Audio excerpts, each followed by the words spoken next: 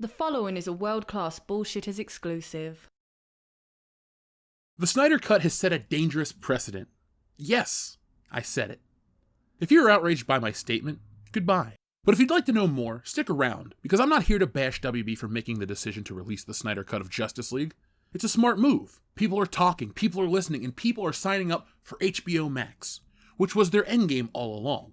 As someone who thought the film Justice League was perfectly fine, well, it was just okay. Well, it was better than Suicide Squad, but that's not saying too much. I thought Justice League was okay. This news of a Snyder Cut interests me because it opens the door for a lot of possibilities. But that's also why it scares me. If you haven't heard, Warner Brothers is giving upwards of $30 million for Zack Snyder to complete his vision of the Justice League, a film he had to abandon after the untimely passing of his daughter. This announcement caught many off guard, myself included, after internet pundits like John Campea swore the film was a myth. I don't trust that guy anymore. Okay, let's be honest, I never did. The Snyder Cut of Justice League is a huge win for the fans first mantra that we here in the Fandom Menace have been championing for years. If you had to boil it down to why we exist, we're tired of being called horrible things because we don't like a movie, or we want more of a movie. We're tired of entertainment being embroiled in this culture war that's tearing the world apart. We want escapist entertainment, free of the rhetoric that we see on Twitter. Sonic the Hedgehog was a prime example of this. Fans were appalled by the ugly, well, that's putting it mildly, design from Sonic, and they reacted as they should have, violently. Okay, no one was hurt making Sonic, but there was a loud outcry from fans, which turned this into this. There's not a single negative to changing Sonic's design to better match what we all know as Sonic the Hedgehog. It was a gamble, but it paid off to the tune of $300 million plus, making it one of the most successful video game films ever. Sonic is the most recent example of changing a film to please fans, but not all cinematic alterations are done in the service of the fans. There are countless films that are modified from their original incarnation. Films like Blade Runner, Spider-Man 2, The Exorcist, Apocalypse Now, Star Wars, Star Trek the Motion Picture, Watchmen, Daredevil, Donnie Darko, and the list goes on and on and on. It's nothing new. Hell, Blade Runner alone has 7 cuts of the film. And guess what, George Lucas? They're almost all available. This is where the Snyder Cut of Justice League lives for me. Just an alternate version of a pre-existing film that will make some people happy. If that's all it was, then I don't think I would have even made this video. Having an alternate version to stand alongside the original is always great. George Lucas. You know what they say?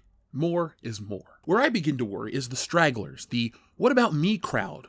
Well, what about you? What about Solo 2? Yeah, what about Solo 2? As they say in Batman, it's all about escalation. And that's what's happening with the Snyder Cut of Justice League. Fans are getting noisy, companies desperate, and most nervous about what Solo 2 could be. Let's take a look at one misguided writer's hopes and dreams. Star Wars fans are right. Disney needs to make Solo 2 happen. Although Solo, a Star Wars story, didn't set the box office on fire, Disney should still produce a sequel and release it on Disney+. Over Memorial Day weekend, a sleeping giant once again awoke. Under the hashtag #MakeSolo2Happen, fans of the polarizing Solo, a Star Wars story made their voices heard more than ever. With the recent news that Zack Snyder's cut of Justice League coming to HBO Max, more sects of deeply devoted fandoms have begun clamoring for their dream project to happen as well. In this case, it's Solo 2. Let's cut to the chase. The financial reality of the situation is bleak, to say the least. Solo disappointed massively at the box office, although only by Disney and Star Wars' ridiculously high standards. It didn't make money. There's no metric where that's a success. The film still made hundreds of millions of dollars, enough to cover the overinflated production budget that resulted from heavy reshoots and rewrites, but presumably it was not enough to cover the combined budget of the marketing and the production of a tortured film. Disney can spend months, if not years, hyping up the release of a Star Wars movie, so it isn't hard to imagine such a thing that could have caused the company to lose money on Solo. That's not to say Solo doesn't deserve a sequel, because it does, and Disney should make it. No. While there were plans in the works for a sequel, that was scuttled by Solo's poor box office showing. But that was well before the launch of the company's incredibly successful streaming service, Disney+.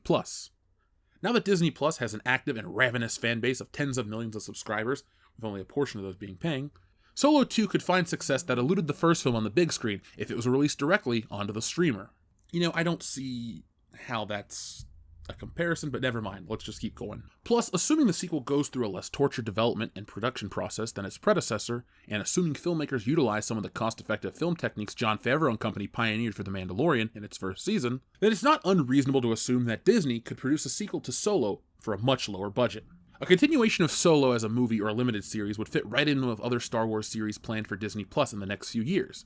Stories centered around Obi-Wan, Cassian Andor, as well as additional seasons of The Mandalorian are all confirmed, and the service needs more content, so a Solo sequel continuing the adventures of Han Solo, as played by Alden Ehrenreich, would help fill the lineup. Besides, it's not like Disney or Lucasfilm are short on ideas or plot threads they could continue to explore. Solo featured a few pretty massive cameos from Star Wars mainstays. C-3PO actor Sir Anthony Daniels, Ray Park and Sam Witwer both returned to provide their face and voice respectively for the fan-favorite character Darth Maul, who was revealed to be the leader of the Crimson Dawn that Kira reports to. While Maul's character arc was no doubt satisfyingly concluded in the final season of the Clone Wars, it cannot be overstated how much of his live-action presence would elevate a sequel to Solo. The original movie was the first time anybody had seen Ray Park play Darth Maul on screen since The Phantom Menace in 1999, and that was enough to get fans excited about the idea of a sequel featuring everybody's favorite Dathomirian Sith Lord. Solo isn't a bad movie, but the discourse surrounding it has been overly negative. If Disney wants to change that perception, then it will need to follow through on completing an ongoing plot that was set up in the film with a limited sequel series or film continuation. Don't forget that star Alden Ehrenreich initially signed on for 3 Solo movies before the first one crashed and burned at the box office. It would be awesome to see Han's first encounter with Jabba the Hutt or Boba Fett, but we'll never know for sure unless Disney and Lucasfilm decide to finish what they started. Even though I'm not a fan of Jurassic Park, I'm reminded of that line. Even though we can, should we? Should they make Solo 2? You know the answer is no. That article was a big load of crap. I thought Disney was in the business of making money. I must be crazy to think that. I mean, Solo lost money, plain and simple. And here's what we were saying back in 2018. Solo: A Star Wars Story is one of the biggest box office surprises in recent times. Solo is badly underperforming and will become the first of the Star Wars movies made by Disney and Lucasfilm to lose money. Wall Street analysts say Solo will lose more than $50 million.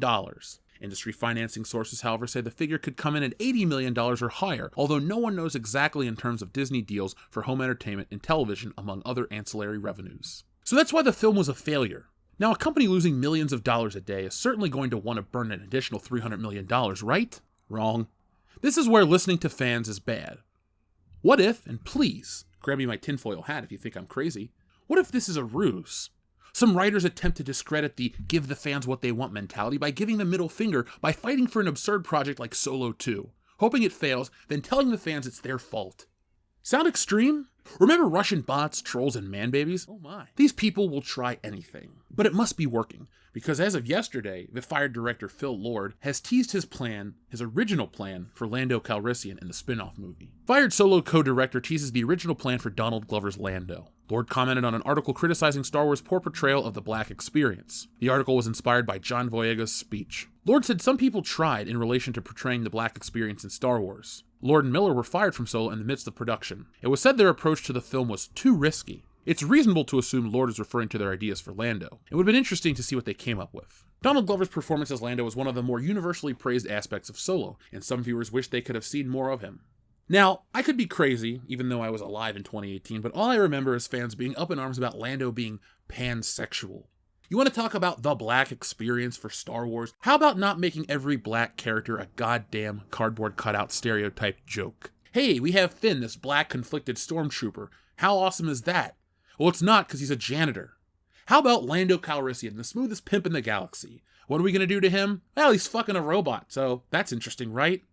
Wrong. These damn people are the worst type because they want to act like Star Wars is going to be so empowering and impactful for Black people or any other minority out there, and when they do get a Black character, they ruin it. And who's they? Disney. Because I could be crazy, but last time I checked, when George Lucas was in charge, Lando was cool and respectable and a general of the fucking Rebel Alliance, and he took down the second Death Star with the help of Wedge and the rest of the crew.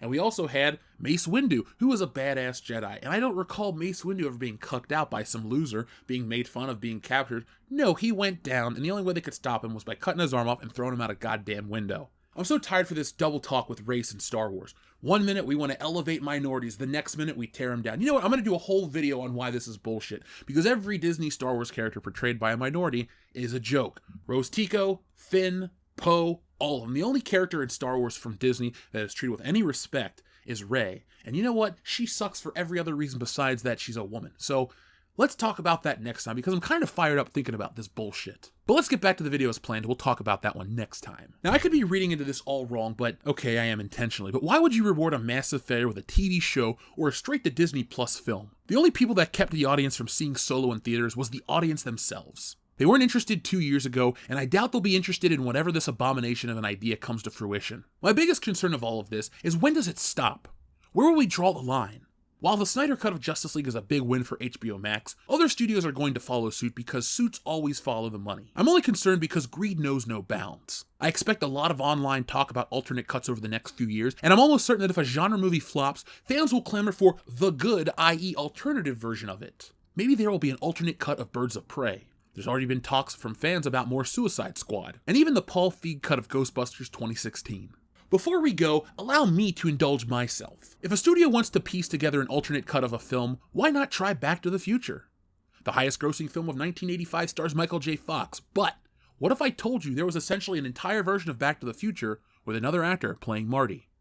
This is Eric Stoltz. He was the original Marty McFly, but it just didn't work out. Now, it's no Hollywood secret that actors get recast, but it's rare that they shoot for 5 weeks, essentially completing principal photography. Here's a list of all the Eric Stoltz footage from Back to the Future. It looks like there's an almost entire film in there.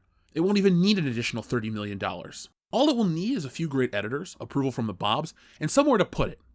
If that's the case, put me down for 20. I'm good for it. As I was finishing up this video, I found an article that addressed my concern directly from the head of HBO Max. HBO Max's chief has responded to concerns that releasing the Snyder Cut sets a precedent. After Zack Snyder made the surprise announcement that HBO Max will officially release the Snyder Cut in 2021, there has been an intense debate on whether the decision to satisfy fan requests will set a precedent moving forward. For context, #ReleaseTheSnyderCut campaign is comprised of genuinely passionate comic book lovers who simply want to see what Snyder's original vision looked like before the family tragedy made him leave production. But it also has its fair share of individuals who have engaged in online harassment whenever the quality or existence of the Snyder Cut has been questioned. So naturally, people are wondering whether fans will be emboldened, both positively and otherwise, to campaign for other cuts in the future. Tony Goncalves, the head of HBO Max, tackled the subject in a recent interview with The Verge. Consumers guide, and we absolutely have to listen as an industry.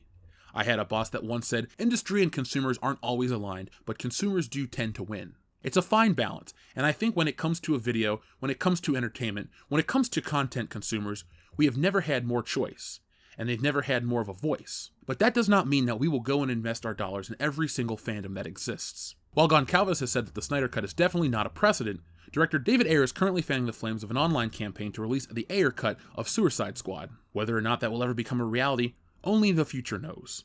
Goncalves' position is that HBO Max, in the case of the Snyder Cut, is simply listening to what consumers are saying, but it definitely doesn't mean that we're going to go redo every movie ever made. You know, that is very reassuring to me, because as a fan of things, of course, I want alternate cuts or more of things I love. I mean, look, I just told you guys about the alternate version of Back to the Future that could be made. But I get it. From a business standpoint, you don't want to listen to everything.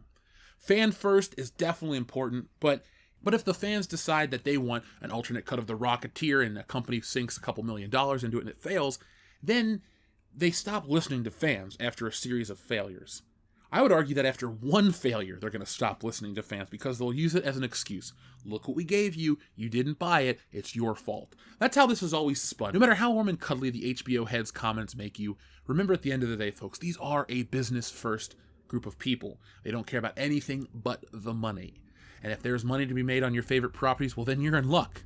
But if you're a fan of something obscure, don't expect to have your itch scratched anytime soon. Because money talks and bullshit walks.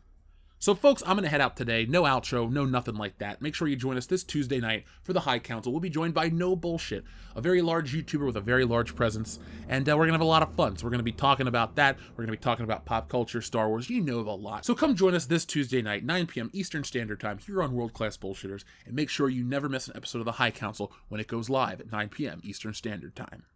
So folks, thank you for watching. I know the world is kind of shaky right now. We have a lot of things going on outside of our window. But remember, as things go back to normal, there's going to be a little bit of a change. But we can counteract that change by doing one thing: going out into the world and being excellent to each other.